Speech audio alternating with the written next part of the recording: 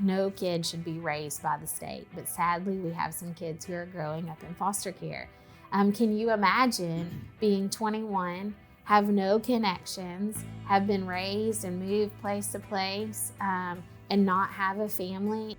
And there's an analogy used in the child welfare space that says, when a family is on the table, we're going to do all we can to save that family, just like if it was a human being on an operating table. You don't call it dead until everything you possibly can do has been done. This is Season 1, Episode 4 of the SmartJustice podcast. What about the kids? Crime and punishment are hot topics. Are there solutions different than what we're hearing about at a national level? We led the nation in all the wrong categories, especially when it came to child welfare and recidivism. Like, why are we dead last? Now we're seeing illicit fentanyl as the #1 drug threat in our state, backed very closely with methamphetamine. If you really want to focus on the kids, stop acting like you're going to use foster care to punish parents. There is a different way to approach justice that has better return on investment. Working with families on the prevention end is more cost effective than placing them in foster care. That seems to strengthen both law enforcement and courts and tie that together with community resources.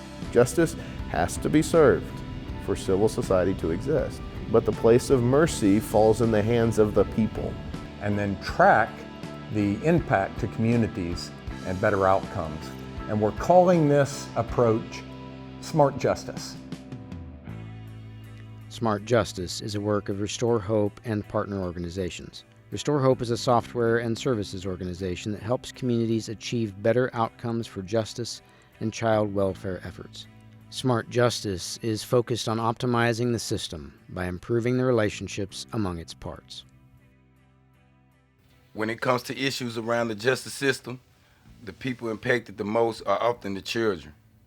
The grown-ups in their life have made choices and the kids pay the price. To understand the systems in place to help children, Paul Chapman spoke with Mischa, head of the Arkansas Department of Children and Family Services. Mischa, what's the goal really of the Department of Children and Family Services? Yeah, so I never want to miss what our actual task is, which is it is our task to keep kids safe. I mean, that is what our mission is, to work with families, serve and support them, but that comes with the task of keeping kids safe. And so that means that we have to assess the whole family, we have to assess the situation, and sometimes kids have to come into foster care. But in keeping kids safe, we also have to help families get on a good path. The way that a family or a child gets on your radar is usually through a hotline call. That's right. But how many calls do you respond to, and then how does that become a case, and what types of cases? The Child Abuse Hotline accepts about 35,000 calls of child abuse and neglect. So they receive about 60 a year. But in that year, 35 are accepted for some type of either investigation or what we call a differential response. Of that 35,000 calls accepted, DCFS is responsible for 29,000 of them. The other 6,000 go over to state police crimes against children.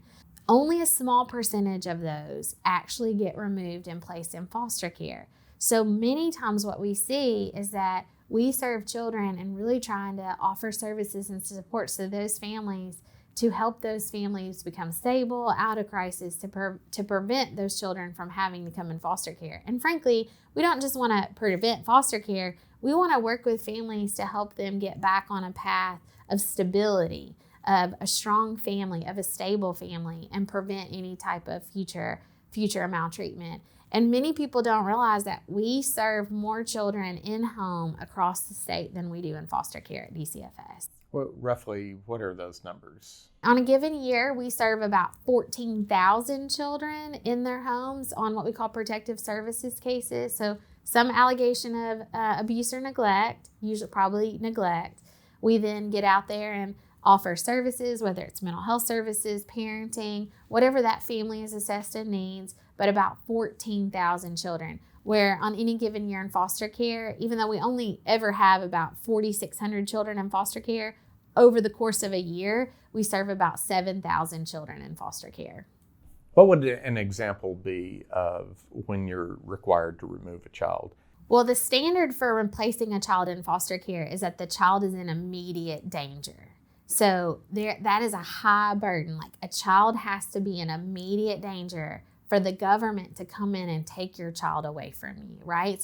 We believe as a society that children belong with their families.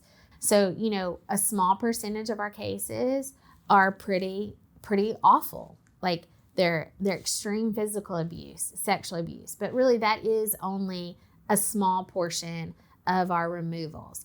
More than 50% of our cases, substance use and neglect is some portion of that. So that might be a small child who is in a home where mom and dad, or maybe mom, is using meth, heroin, and to the point that they cannot care for that child. The home is in disarray. Child is not being fed. There's no food in the home. So you're seeing an extreme neglectful situation with a parent who's using daily or pretty frequently, who cannot care for their child. That would be a removal situation. So substance abuse plays a large role in the number of cases that y'all take. Absolutely. Now, we don't remove every child where there's substance abuse in the home. I want to be clear about that, because we assess the full situation. Is there another clean caregiver in the home? Is the child being fed? Is the parent working? Is there appropriate child care situation where the kid can be? What is the age of the child? Are we talking about a baby, or are we talking about a 13-year-old? Can we get mom into substance abuse treatment if outpatient is needed, so that the family can stay together? Can we get grandma involved so that there's a safety plan? We are tasked at DCFS with protecting children in our communities. We're doing the best that we can do to try and assess the situation, keep a child safe. But sometimes the community thinks, well, you just place a child in foster care and that's the miracle solution. But foster care comes with its significant challenges, and it causes trauma. Just the removal process, placing a child in foster care, causes trauma on that child, which can have long-lasting effects on that child, their mental health, their outcomes as far as workforce. So, we are doing our best to protect children, but we are not miracle workers. Let's talk about outcomes. So if a child's taken into foster care, does that have lasting impact on them as far as outcomes with health and employment and those types of things? Well, absolutely. Not just the fact that they came in foster care, but the research shows that kids who suffer trauma, and the more trauma they suffer, then that can have lasting impact on their health, their social outcomes. And we have to try and prevent that, right? So sometimes kids have to come into foster care. Sometimes that is the only way to safely protect a child, is to bring them into foster care. But we know that if we have to bring them into foster care, we have to be focused on placing them with people that they know to try and prevent additional trauma. So that means we need to do everything that we can to place with the safe, appropriate relative, or to place with a fictive kin, somebody they know, like a teacher. Maybe they're a long-term person. A lot of our kids have an auntie and an uncle who aren't really an auntie and an uncle, but they know them, they are connected to them, they have been a positive influence in their life. So we try and reduce additional trauma by placing kids with people that they know and that they're connected with and that are safe for them. And we have made it a mission in the last 6 years to do that as their first placement.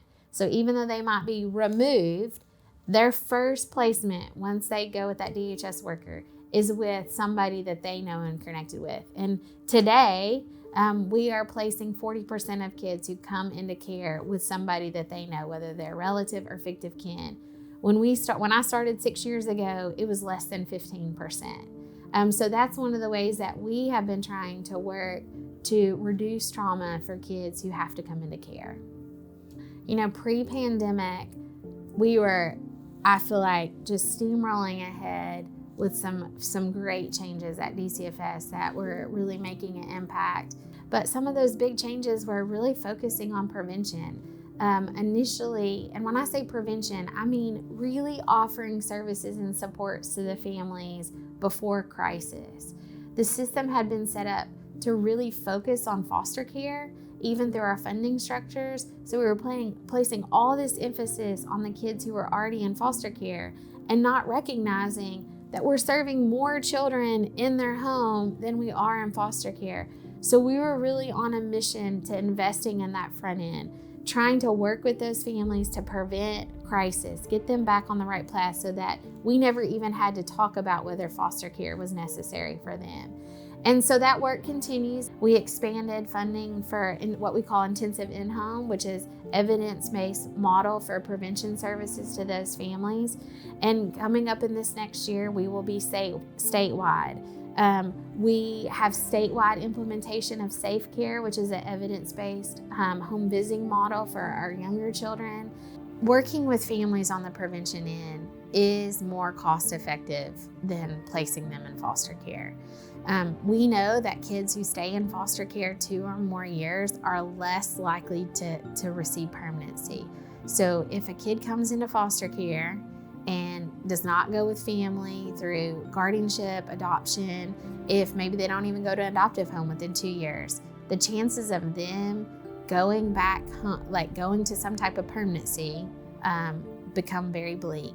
So those kids end up being raised by the state, and not just the financial aspect of what it's going to cost the state to raise those kids.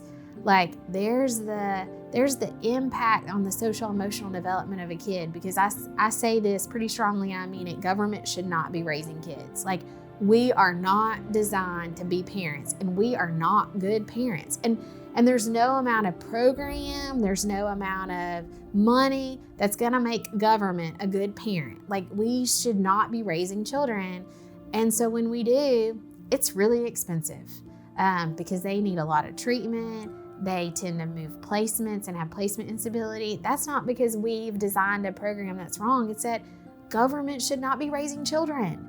So we have to, as a society, really invest earlier on to safely prevent kids from foster care, but we do know that kids are going to need foster care as an intervention. But if we can do everything we can to keep them safe and get families on a strong path, then that's what we should be doing. This has been an area that I know you've been personally involved with for many years, Paul. What is it? I mean, and I know that people often think about the safety of children, the vital importance of the safety of children. They're suffering consequences frequently that are created by other people in situations they were born into or that have evolved around them, not necessarily of their own creation. You know, it has been a personal kind of mission of our family as we've fostered and adopted and been involved in serving and volunteering and then professionally for a number of years now. And I'd say, one, it was a journey that I made myself from early on, kind of coming in and thinking of, we just need to help some children, and then realizing that probably the best way to do that would be to help families. And the further upstream you could go before kind of crisis strikes a family, the better it is, both socially and fiscally. To sum that up is there was a mindset or a realization as I and many others have gotten involved that we need to strengthen and preserve families. That most of the time the best place for the child is in their family. Most of the removals have reunification as a goal at a state level. That would be a big mind shift. It's almost like a core belief that needs to be formed is we need to be pro-family here in this state, and that means many different things. And specifically when a family is in crisis, and instead of judging, making things harder, thinking that a set of rules and hurdles and all those things are going to get people to act right and get their stuff together, that some engagement is needed to increase outcomes, good outcomes, but then also is worth the spend and effort. I think that reunification is something that should be looked at if it's appropriate and safe. Pulaski County 10th Division Juvenile Judge Shanice Johnson. As a court, I rely heavily on the stakeholders before me to do that investigation, to work together to ensure that if a child is reunified or placed in that home, that they have the appropriate supports, appropriate monitoring to ensure that the issues that cause them to be before the court are mitigated or eliminated completely, so that this parent can parent their child, because ultimately it's best for kids to be with their family, whether or not it be with their parents or some other aunt, uncle, cousin, or someone else, if that's not provided they are appropriate and safe moving forward. Because those family connections, I mean, family in love is what I normally call individuals who are not related. That's a great and wonderful thing. And when we have, but it's like if you can have the biological family be that family to support, and then have other people loving on this family and wrapping around them, that's usually for a better outcome. I mean, a child has a sense of where they come from, of sense of purpose and identity, and being wanted and loved from the root of where they're from. And I think that's what's important too. There's no litmus test. There are exams and tests for a lot of professionals for different important jobs and roles that we do. But one of the most important roles that any person can have is being a parent. But there's no litmus test to becoming a parent. You just become one. And so at the point in which the court is involved in the types of cases and dependency neglect cases or delinquency, it's like at that point those parents or something in that family has fallen below just basic standards, because there's no one right way to do things, and there's always more money or more family support. There's always going to be someone with best, but we're looking at can this parent provide the minimum basic necessities of love, care, and supervision to allow this child to have a chance to flourish, And we're just trying to bring this parent up to that level. We're not going to lower the bar. We're not lowering the bar for reunification. We're bringing them up to the bar of where they should have been in the first place. In Arkansas, if we remove a child from the family, even if the goal is reunification, only 42% of the time does that child wind up back with their family. And so if we take a child into foster care, they are likely not to go back. Now, you could say, well, that's it's a bad situation, but it's a better situation than they would have been in. But that's not proving out the long-term outcomes for a child that spends time in foster care, and especially if they age out of foster care without having some permanent solution while they're there, are not good. You can imagine that, growing up requires a good bit of input from many different people. Hopefully your parents, extended family, friends, school teachers, coaches, you've got all these people that are a part of helping someone negotiate childhood to adulthood. And ultimately in adulthood, the individual, the family, and the community are best if that individual can make good decisions, make adult decisions. They are pursuing some goals, that they can maintain healthy relationships, right? Whether it be friendship or marriage or raising their own children. They can work, they provide value to the community, and they receive value. They receive payment for the value that they're providing. Those are key things that must happen. And trauma, which foster care is definitely traumatic on both parents and children, start to make those things happening as an adult much harder. Here's the cyclical nature of that. Is trauma in kids, the child becomes an adult, now is missing tools to be able to make good decisions, recognize opportunities and take advantage of them, produce value, get paid for it, maintain healthy relationships. All those things there are barriers up now, and then they have children. And so now we start to raise children in an environment like that. And so all that is a long trail to say, Ed, that what we have seen is that if we can do everything we can to prevent a child from coming into foster care, that's good money spent. Because removing a child into foster care really needs to be, just like incarceration, needs to be at the end of our options, because it's very expensive and the outcomes aren't usually very good for the individual.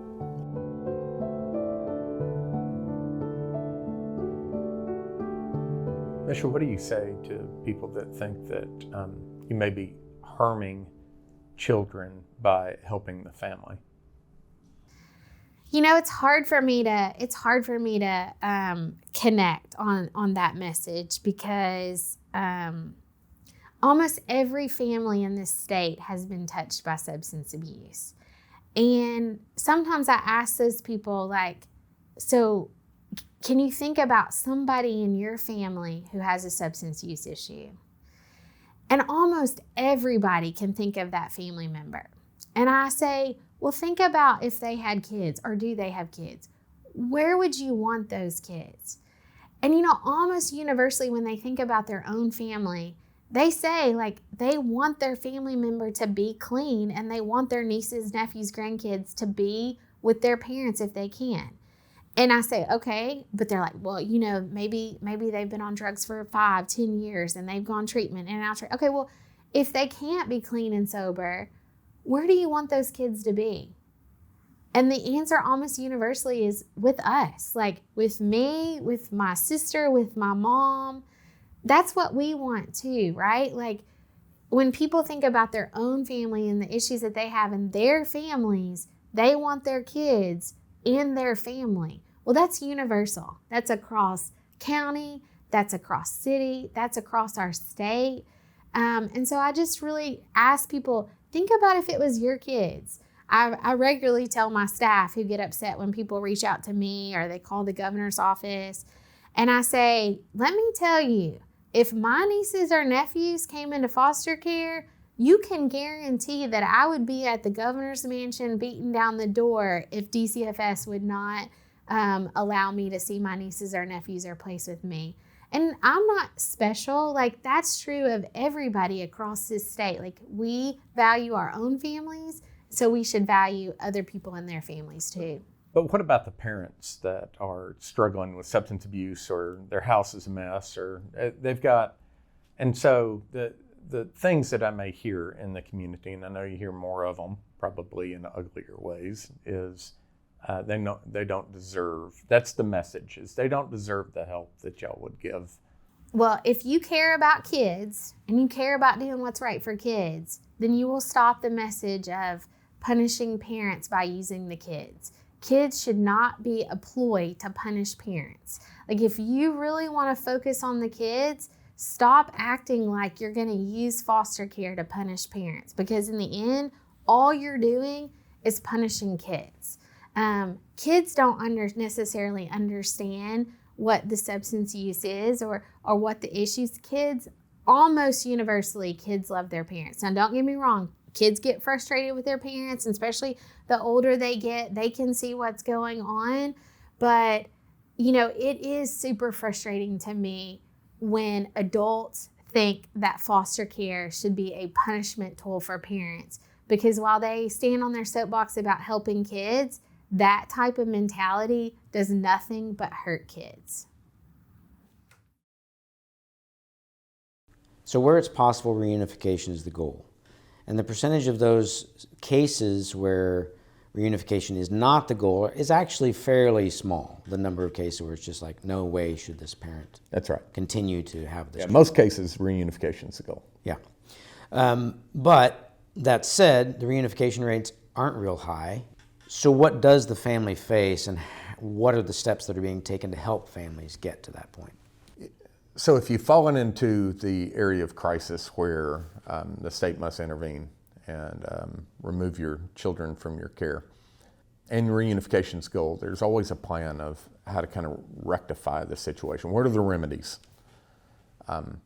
Now, that's a set usually of pretty hard things to be able to do, especially if you're in crisis. So, you know, if you're using drugs, you've got to stop that, of course. Your house may be in squalor and not say it's too dirty, holes in the floor. It's just, you shouldn't live like this with children. And so you have to address your environment. There could be issues around the ability to now start to provide some type of income or food. Many of the clients, when we meet them and they've had their children removed, are actually in crisis for food. They're that food insecure now. They all qualify for SNAP benefits, and so they can start to get food and work their way out of that. But for whatever reason, they've not received that. And oftentimes they're transient. You need someone to almost help you sort out and triage the list of things that need to be addressed, and then how to go access them. So you may even I know I'm hungry, and I know I need a job, and I know I need a house, but I don't have any transportation. That'd be nice too, but how is it that I'm going to get from where I am there, in addition to the counseling and parenting classes and visits with my child who I love and court cases, and how do I manage all that? And so being able to help someone build a plan and then know how to access those resources is very, very important. There are a number of people who are involved in that help that those folks might need. I know we spoke with Dr. Andrew Baker. Now, he's a professor at Harding University here in Arkansas, but he's very involved in this issue of foster care and even specifically advocating for parents. He and his wife have been long foster parents.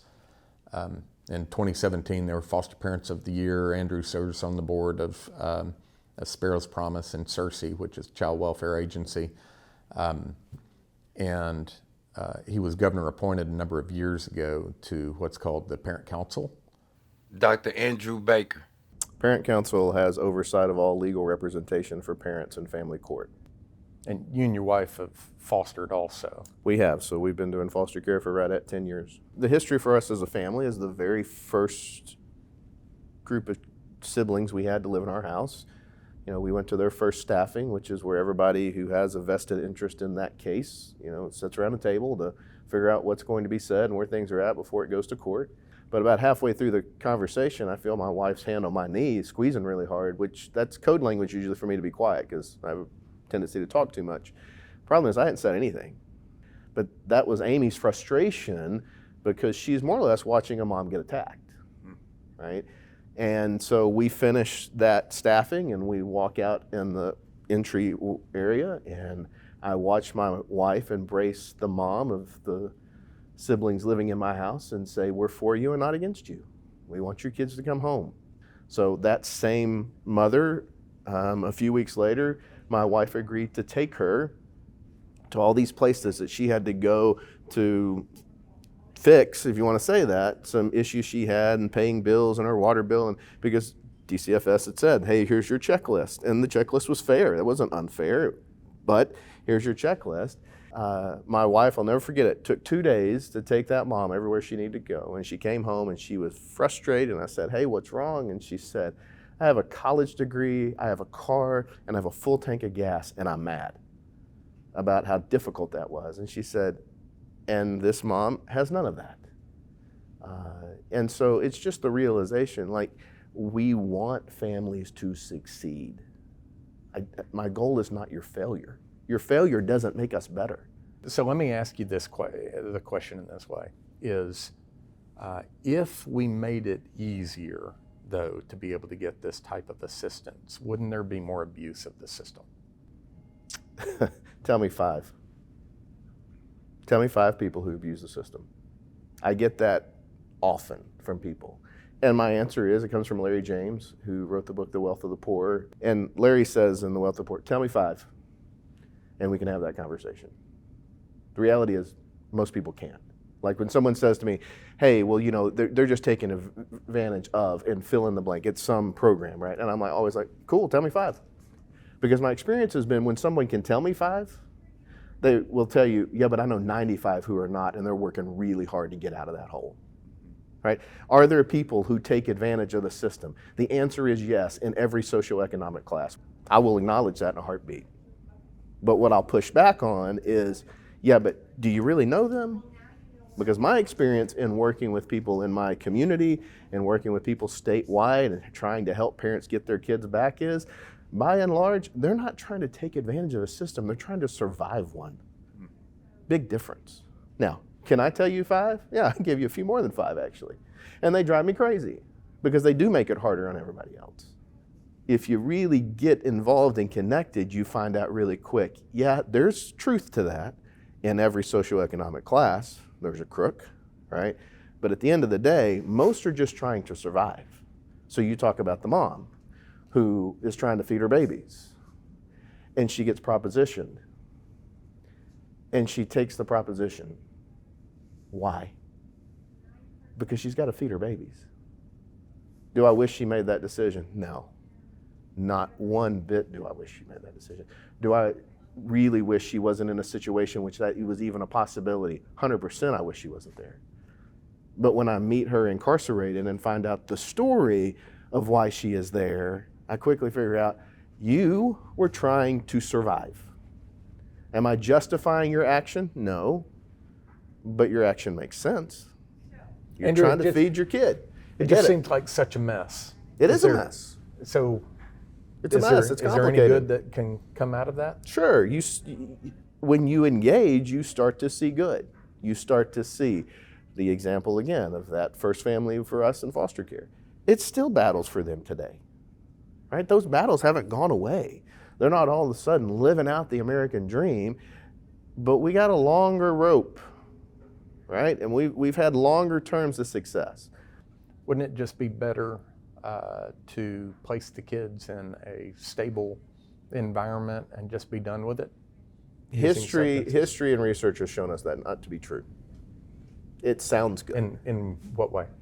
Well, one, a kid who's lived through trauma, finding long-term stability becomes even a greater challenge because they're going to push at that and challenge that around every corner, right? Look at the percentage of kids who, when they have the chance at 18 to emancipate out of the system, emancipate out. The research shows you can be the most healthy family ever. Yeah, they want to go back. And they still want to go home. The research is really, really clear about what kids do when they turn 18 in the foster care system. They emancipate themselves out, and more times than not, research shows they go back to their biological family. People are like, yeah, but they're so dysfunctional, and they're so messed up, and they're so wrong. I don't disagree with you. That connection between a biological parent and a child is just a reality, right? And to the best of our ability, we want that relationship to be established. Does that need to happen in every situation? No, absolutely not. Well, what percentage do you think, should we seek to maybe split the family up permanently versus? Well, there's some research that'll show you about 6% of cases. 6? Okay. There's some other research that would say that it's probably in the neighborhood of 23 or 24%. My answer is that means 75% are not dead, right? And there's an analogy used in the child welfare space that says, when a family is on the table, we're going to do all we can to save that family, just like if it was a human being on an operating table. You don't call it dead until everything you possibly can do has been done. Sometimes we fail to do everything we could do. I've seen it again and again. And we do that in the name of the best interest of the kid. I think people's intention at heart is right, but it's judgmental, void of mercy. Because I read a quote sometime early on when I took the bench. When someone works hard to change, we should allow someone to show up as they are, And so I think that's important in this work that we do, in particular with helping families who are in crisis, that when they work hard to take the steps to benefit from the services, to actively engage, to allow them that opportunity to demonstrate that they can get it, that they can do it, and show up as that new and improved person instead of just continuously judging them behind the past mistakes and transgressions, because we're not the sum total of one mistake, or an event that occurred in our lives, and no one is perfect. But the fact, just allowing them to show up as who they are now is important in the work that we do. And I look at the state seal of Arkansas, And if you look at it, on the right side of our state seal, it says justice in big bold letters on a sword. And I tell people often, that's right, because any civil society has to have justice. You take justice out of a civil society, you no longer have a civil society. So there is a place and a need for justice. But on that same state seal, on the other side, is an angel holding a sash. And in many places you see our state seal, you might see the writing of a word. There's a word there, and there's a word there on the official state seal. The word's mercy. And my take is we got to make mercy as bold as justice ever dreamed of being if we want to see families to succeed. Now, what you didn't hear me say is take away justice. No, justice has to be served for civil society to exist. But the place of mercy falls in the hands of the people.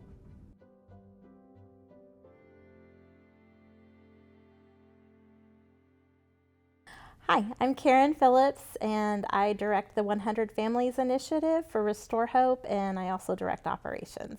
I have spent the majority of my career doing social service programs. Majority of the time it was housing. I felt God for several months, maybe even years, calling me to be a foster parent. And so we got in our first set of children. We took in 4 foster children, ages 1, 2, 3, and 4, all at the same time. It was 2 different sibling groups.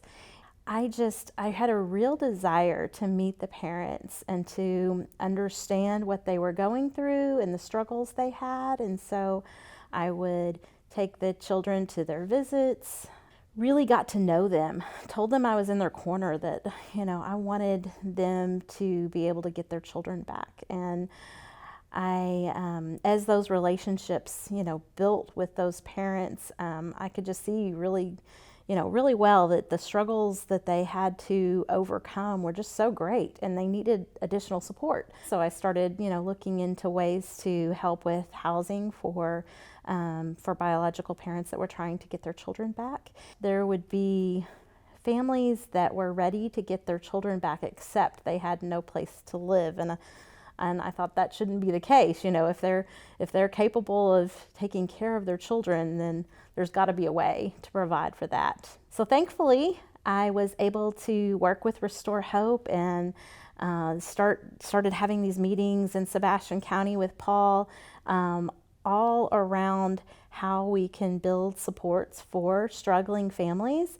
And at one of those very first meetings that I was in attendance at, the 100 Families program was written down on a piece of paper and given the name of 100 Families. And from there, we just hit the ground running. Walk me through, what is 100 Families, and how does that play a role into this issue of child welfare?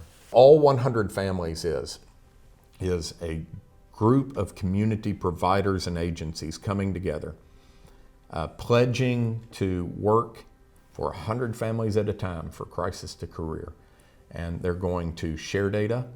They're going to use a common platform, software platform, to be able to communicate and assess impact together. And that ultimately we will declare success not when a case is closed or prevented, but when a family in crisis that we serve collaboratively actually starts down a career path that can lead them into a living wage job. And it's a daily work for the folks in the field with 100 Families, yes? Interacting with the families, the parents, advocating at some level for the parents to help them hit those check marks on their list of what DHS is asking of them. That's right. So substance abuse counseling might be needed, and probably is needed. And there are good substance abuse counselors there. The individual that needs the help doesn't know who they are. And the access may require certain things like insurance, or the processing of knowing who has the block grant to help an uninsured person while they're gaining insurance so that that can be paid for. And so, yes, that's what the Alliance, along with some additional added support, we call case managers and a coordinator for a community, will end up helping do. And so if you were in trouble, a case manager would know that substance abuse counselor is over there and the folks that for the job training are right over here, and oh, you know, you want to be a truck driver, well, we can get you on the road to do that. We'll need to get your driver's license back. You owe a couple fees and fines on a parking ticket that you had that you didn't show up for. And so they're helping you lay out a plan and execute that plan with the providers that are already there in that community. Mm-hmm. My name is Courtney Harlan. I used to be a foster care supervisor with Children and Family Services. I am now the case manager for Restore Hope in conjunction with the Governor's 100 Families Initiative. When it comes down to it, I feel like the biggest, the truest barrier is lack of support to the parents. You know, parents love their children, but it's very confusing when you're thrown a case plan that says you need to accomplish these 10 things and then we'll talk about getting your kids back. We're telling them they need to get employment and everything. However, you know, we're giving them a case plan that's also going to be taken up like a full-time job. And so, you know, not having that true support to help actually like hold their hand to the services and show them what they need to accomplish and get done, and to really listen to them and their needs, that is what I believe is like holding a majority of the cases back from being successful. The family service workers are definitely overwhelmed with the high caseloads. Their priority is obviously the foster children. They have to take care of them. So if something should arise at their school, you know, they have to stop and deal with that just like a parent would. And so when things like that come up, whether it's school related or court related, that's where they have to be physically and mentally. You know, when I worked with DCFS, I loved it. But I spent most of my days, you know, figuring out where kids needed it to be, where people needed to be, as well as making sure there was placement for these kids. The majority of my time was focusing on placement. Where is this child going to sleep tonight?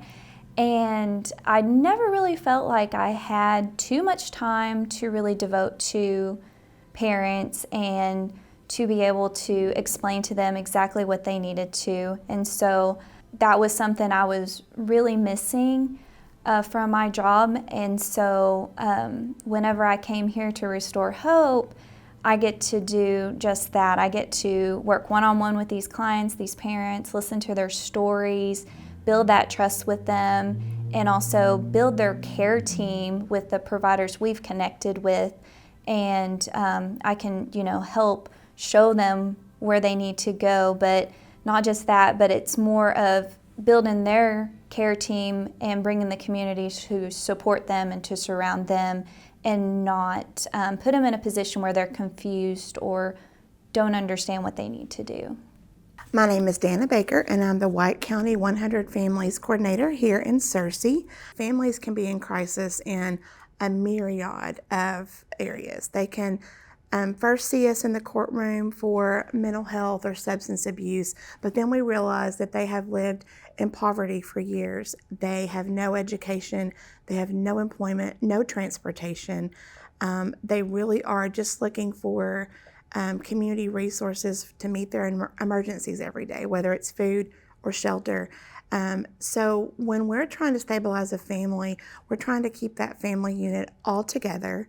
That's most important to us, is to keep the family all together and find housing, employment, shelter, all of those things, so that children can remain in the home with the family, with the parent, and not be removed to DCFS. The trauma of families being separated is so great that kids often struggle with that the rest of their lives. So if we can be preemptive and get a family stabilized before DCFS is ever needed, that's fantastic. But if a family has kids that are in foster care and we meet them after the kids have been removed, getting those kids home is absolutely a priority for us. The longer they're in care, in foster care, the more times they're moved from house to house to house, and the trauma just gets so much greater. The kids need the parents, and the parents need the kids. And so if we can get them stabilized quickly and get the kids home and get the family to stay together, the trauma on everybody is so much less. And the influence on the community is often going to be really important as well. They need wraparound services from churches, schools, civic organizations to keep that family stabilized once they're back together. If we can get them off of the street, we can get them clean and sober, the crime that they have been involved in, obviously will stop.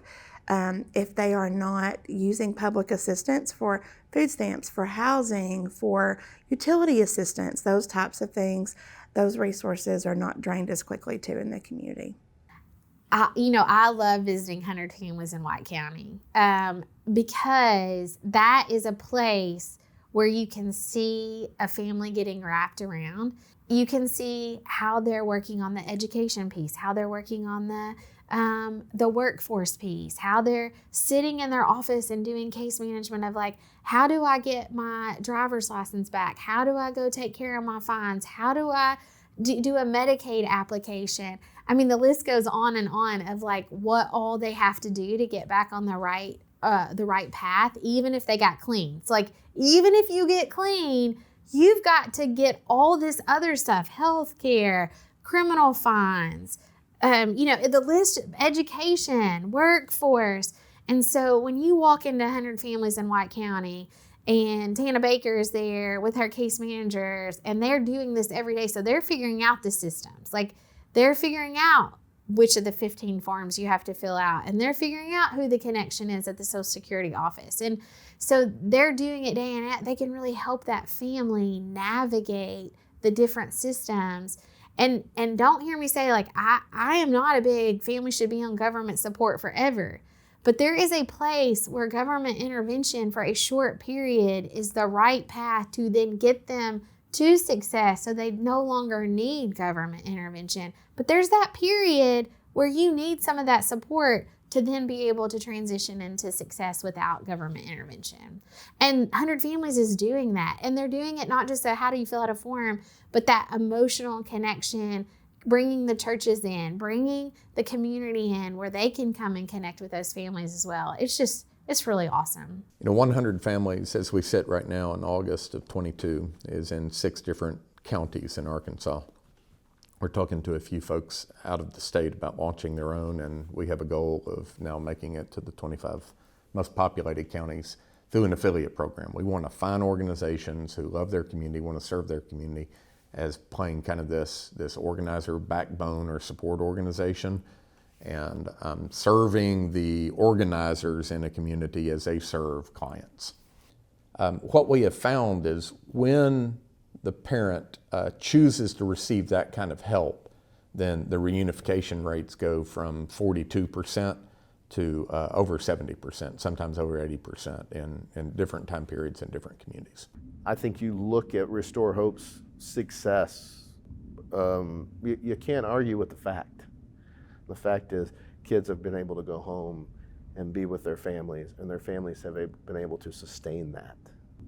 Again, the belief in the significance of families, but it's a belief in all ships in the harbor rising, not just my ship, right? And for that to be true, that means all families are rising. And what your community does to invest in those families, what the school system does, you start going down a list, right?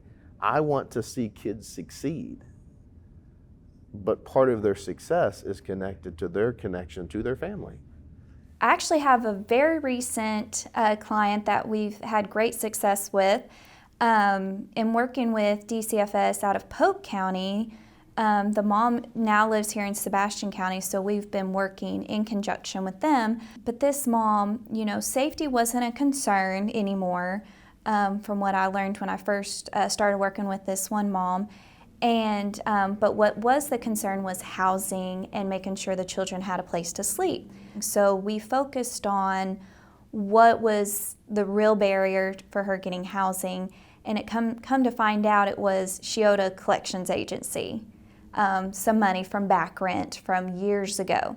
And so we were able to sit down and actually negotiate with the collectors. Once we crossed that one barrier with that mom with the collections agency, we got the housing, and that's great and all, but if you've ever, bought your own home or rented your own home, you have to fill that home. And so it took, the community to support her. We had to get beds, a couch, pots and pans, towels, sheets, everything you would need for a house. And we were just asking for the basic minimum. But, in less than 2 weeks, we were able to gather those items. And those came from the citizens here in Sebastian County and in Crawford County. We also got items from the Community Rescue Mission. Arkansas Family Alliance contributed. Even Children and Family Services helped. Without all those providers, as well as, citizens of the community, it wouldn't have been made possible. We would have had housing, but we would have had an empty housing, empty apartment. And sometimes it is just the basic needs that these families need, and it takes the community to wrap around them to support them.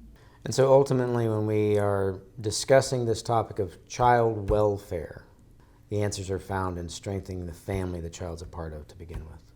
That's right. So the agencies and the private institutions that are in a community that whose mission is the family or the children should all serve that family. That's the win. It's the strength of that family is the ultimate goal. And realizing that the stronger that our families are, then the more that we're preventing bad future things from happening, crime, school dropout, teenage birth, unwedded parents, poverty, and increasing the likelihood of good outcomes, both socially and fiscally. With 100 Families, the thing that makes us so unique is that we are truly a collective impact organization. Everybody's getting to see that. Everybody's getting to see the response of what all the other agencies are doing, and it makes their job much more successful. If a mom is seeing a mental health therapist for the first time in her life, 3 weeks later she has a job. 6 weeks later we find out she's enrolled in college.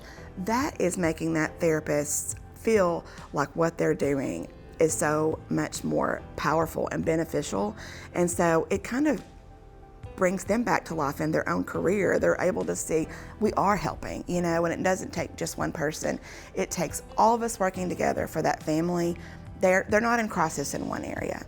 They may think that they're in crisis in just one area, but they're definitely in crisis in the majority of the crisis areas that we work with. Currently, we serve just over 300 families here in White County. Those families come from DCFS, District Court, Arkansas Community Corrections, Searcy Public Schools, through Jacob's Place, through Friends for Life Crisis Pregnancy Center, through churches, through other nonprofits. They all refer families here. So we're able to meet clients where they are first seen in crisis. So we have a client that came to us through DCFS. Her children had been removed. Through working with us and through getting her mental health and substance issues addressed and employment issues addressed, her children have all been returned home to her. She just graduated with her degree in diesel mechanics through the partnership we have with ASU. She is enrolled full-time in college now to get her associate's degree. She's working here at the 100 Families Resource Center through a partnership with WIOA through the T Workforce Program. She's actually been given custody of 2 of her sister's kids through DHS, and she just is really doing really well, and we're really proud of her.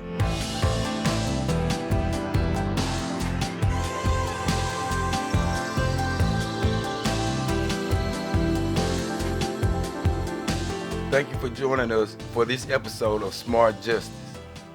Join us next time for a discussion of the lasting impact of trauma and how children and families can find hope. Thanks again.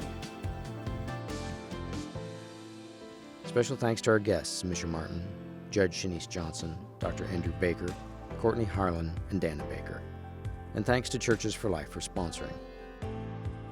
Musical credits include H2O by Leah the Stone, Believe in Me by Moments, In Love by Moments, Over the Years by Moments, Courage to Believe by Joshua Spacht, and Time the Healer by Cloudwave. Music is licensed through soundstripe.com. Smart Justice is a work of Restore Hope. please consider helping us produce more work like this by becoming a donor at www.smartjustice.org. Thank you again.